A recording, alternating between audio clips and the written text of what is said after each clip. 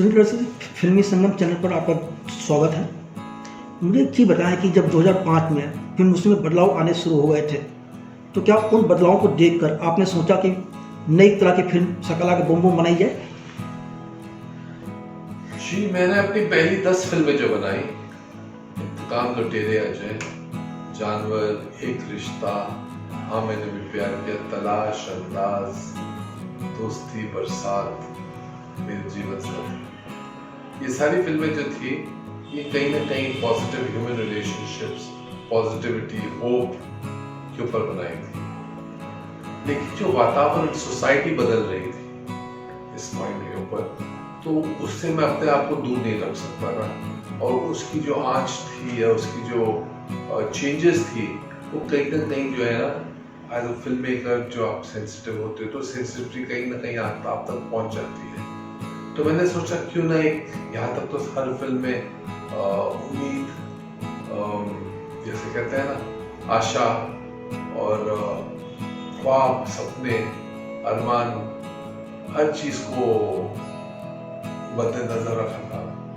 अब मैंने सोचा एक ऐसी फिल्म बनाऊं जो आज की जो बदलते हालात हैं और जो आने वाले हालात होंगे उनके प्रति जो है उस गंभीरता को, उस कंसर्न को मैं अपने एक्सप्रेस करना चाहता था। उसके लिए मैंने ये फिल्म शुरू, एक कहानी लिखी जो शाकाला का बूम बूम नाम से मैंने उसके ऊपर फिल्म बना दी। एक्चुअली शाकाला का बूम बूम उसका टाइटल इसलिए रखा गया, मैं सोचा शायद ये एंटरटेनमेंट वर्ल्ड में बना रहा हूँ, कुछ खुशी दिखेगी उसमें, वरना वो एक बहुत ही गहरी, डीप और मैं सोचता हूँ चौंका देने वाली कहानी थी शाकाला का बूम की थी। और जिसमें मैं एक कॉमन इंसानों की बात कर रहा था कि जब वो कोशिश करते हैं, उनके ख्वाब होते हैं, उनके सपने होते हैं और उन्हें साकार करने के लिए दुनिया में निकलते हैं, तो आप कितने भी काबिल हो, लेकिन इसका मतलब ये नहीं कि आपको कामयाबी आपको एक्सेप्ट कर लेगी, या ये सोसाइटी जो है या ये जो सिस्टम्स हैं जो सेट हुए हैं वो आपको खुलेआम होता है ना, आपको वेलकम कर देंगे। शाकाला का बूम बूम में मैंने बहुत ही एक डिफरेंट रोल में बॉबी देओल को कास्ट किया पहली बार, एक फियर्सली नेगेटिव, बहुत ही जो शातिर दिमाग के कैरेक्टर्स होते हैं, क्रिमिनल टाइप के दिमाग के, उस टाइप का कैरेक्टर था उसमें। और वो सोसाइटियल वर्ल्ड में था भाई, वो बंदूकें लेके नहीं घूम रहा था, या जो बॉबी का जो रेगुलर की फिल्में थी उससे पहले, उसमें जब वो डार्क शेड्स के कैरेक्टर ग्रे शेड्स करते थे, तो वैसा नहीं था। ये ग्रे शेड बहुत ही गहरा था और बहुत ही ऑर्गेनिक था। उसके साथ मैंने एक नया लड़का उपेंद्र पटेल उसमें गा रहा था, तो मुझे ऐसा फील हुआ कि उसकी जो बॉडी लैंग्वेज है, उसका जो एटीट्यूड है, वो आज के यंगस्टर जो उस वक्त का आज था और आज के यंगस्टर्स के एक्चुअली अनुसार वो बहुत ही फिट बैठ रहा था। मुझे सिर्फ उसे लैंग्वेज नहीं आती थी क्योंकि वो लंदन से आया था, तो मैं सोचा भाई वो तो हम कहीं ना कहीं से मैनेज कर सकते हैं, लेकिन उसकी बॉडी लैंग्वेज और सारा उसकी जो एस्पेक्ट्स जो मुझे मेरे कहानी में बैठते हैं उसको यूज करके उसे कास्ट किया गया। आपने हीरो तो चुन लिया, फिर हीरोइनों के चयन में काफ़ी आपको सोचना पड़ा, काफ़ी चेंजेस करने पड़े, क्या वो वजह रही? जी, फिल्म में एक हीरोइन थी एक्चुअली, उसी का रोल था फिल्म में, और वो लड़की ओपेन के ऑपोजिट थी और उसका एक बॉबी के साथ बहुत ही एक सिनिस्टर काइंड ऑफ रिलेशनशिप था। जो सोसाइटी जिस तरीके से बदल रही थी और उसका रिफ्लेक्शन करने के लिए मैं सोचा एक नए दौर की एक लड़की को कास्ट करता, तो मैंने एक गैंगस्टर फिल्म देखी थी, उसमें कंगना रनौत ने काम किया था, उसकी पहली फिल्म थी, तो मैं उसके परफॉर्मेंस से बहुत इम्प्रेस हुआ और मुझे ये ऐसा फील हुआ कि इतना बड़ा बंडल ऑफ टैलेंट जो है वो कहीं ना कहीं उस फिल्म का कामयाब हुई, लेकिन उसे शायद नोटिस सही नहीं किया गया है कुछ वक्त, उसने कोई ऐसी मेजर फिल्म उस वक्त साइन नहीं करी थी। तो मैंने उसे बुलाया और उसे ये फिल्म ऑफर की, और यकीन मानिए मुझे उसके बारे में भी ऐसा फील हुआ कि मैं जैसे कोई आने वाले कल में एक मीना कुमारी होगी ना, ये लड़की इतनी काबिलियत रखती है।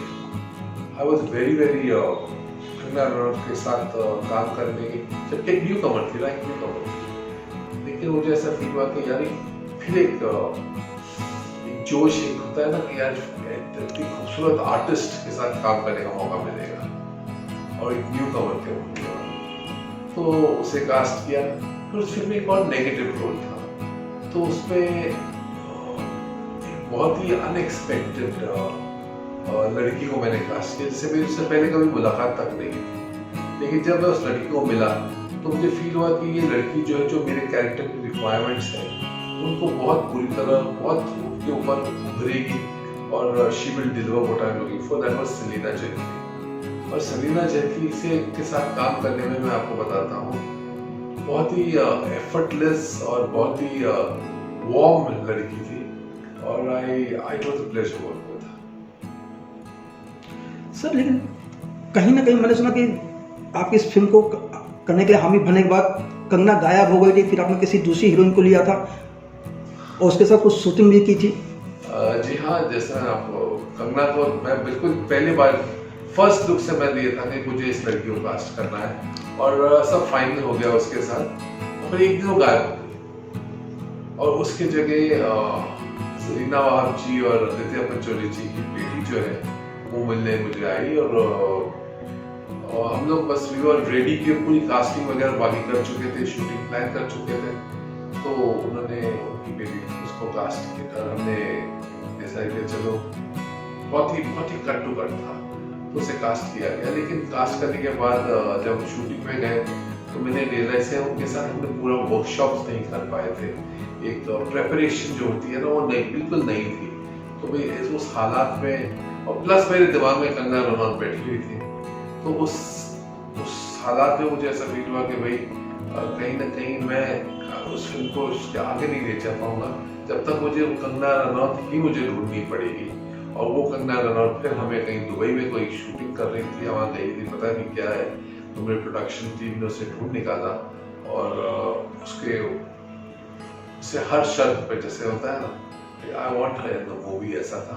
और उससे दुबई से वो बॉम्बे आई, बॉम्बे से यहाँ से पूरे कपड़े मनीष मल्होत्रा से बनवाए, नया उसका लुक जो हमारा प्लान था, और उससे वापस साउथ अफ्रीका जहाँ हम शूट कर रहे थे वहाँ भेजा गया। आपने सकला की बूमों को एक नए प्रवेश की कहानी में गढ़ा, लेकिन आपको नहीं लगा कि आप इस फिल्म का जो टाइटल था उससे कॉमेडी फिल्म का एहसास हो रहा था, इस कारण दर्शक होने से इनकार कर लिया? जी हाँ, शायद वो टाइटल जो था फिल्म का वो बहुत मिसलीड कर गया। लेकिन वो अगर वो कहानी अगर आप देखेंगे तो मैंने जो 2006 में कहानी सोची, वो बदलते हालात और बदलते सिनेरियोज जो हैं उनका मैं तो महसूस करना शुरू कर चुका था उससे पहले। लेकिन दुनिया जो फिल्म इंडस्ट्री और जो आज के जो हालात हैं उससे बहुत वाबस्ता है वो कहानी। और जो डिटीरियरेशन और जो आजकल हम जो टेलीविजन पे देखते हैं और एक्टर्स के साथ कुछ अनटूवर्ड चीज़ें हुई हैं, ऐसी कई फिल्म मेकर्स के साथ होती है, और हालात जो अभी जो गंभीर हालात हम कहते हैं वो उस फिल्म में दर्ज किए गए। सकला की बूमों में आपने पूरी इंडस्ट्री की एक जो कार्य पद्धति थी या जो कुछ चल रहा था अंदर ना, उसको कहीं उजागर किया था। इसको देखने के बाद इंडस्ट्री की तरफ से किस तरह से रिएक्शंस आए थे? शकला का बूम को बहुत बुरी तरह से मीडिया ने बैन किया। उन्होंने उसकी गहराई नहीं दिखा।